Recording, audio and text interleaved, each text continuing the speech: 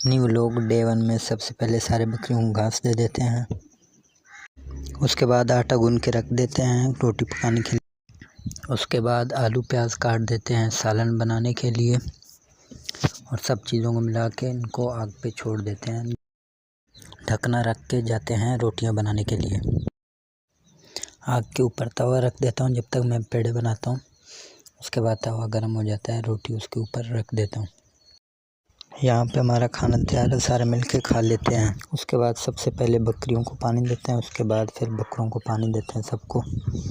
बकरियों को पानी देने के बाद सबको नहलाना शुरू करते हैं एक एक करके। इस वीडियो को यहीं पे एंड करते हैं। अगर आपको वीडियो पसंद आए तो वीडियो को लाइक और शेयर कर दीजिए। मिलते हैं किसी और वीडियो में, तब तक अल्लाह हाफ़िज़।